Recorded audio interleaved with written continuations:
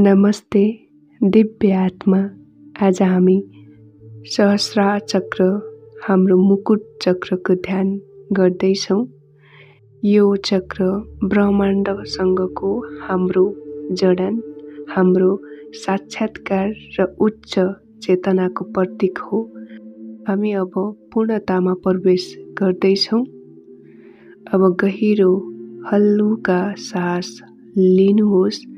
ध्यान दिनुहोस् टाउकोको मुकुट भागमा, जहाँ हल्का बैजनी वा सेतो उज्यालो बिस्तारै फैलिँदैछ।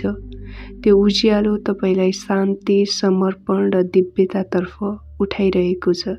कल्पना गर्नुहोस् तपाईको टाउको माथिबाट एक दिव्य प्रकाश झर्दैछ, सिधा तपाईको शरीरभित्र प्रवेश गर्दै हरेक चक्रमा उज्यालो भर्दै। म ब्रह्माण्डसँग जोडिएको छु। म दिव्यताभित्र बाँचिरहेको छु।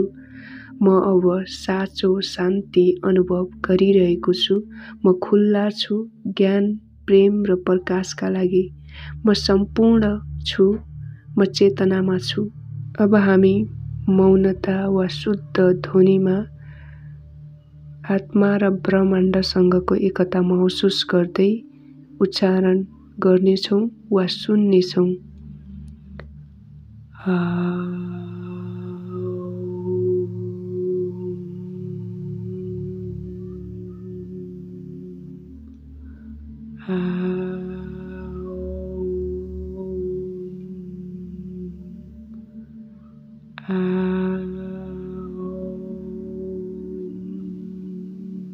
आज तपाईँ पूर्ण हुनुहुन्छ। शरीर, मन र आत्मा सबै सन्तुलनमा छन्। सहस्रार चक्र खुलेपछि अब तपाईँ जीवनलाई उच्च चेतनाबाट महसुस गर्नुहुन्छ। तपाईँ प्रकाशमा हुनुहुन्छ। तपाईँ प्रेममा हुनुहुन्छ। धन्यवाद दिव्य आत्मा। शुभ दिन।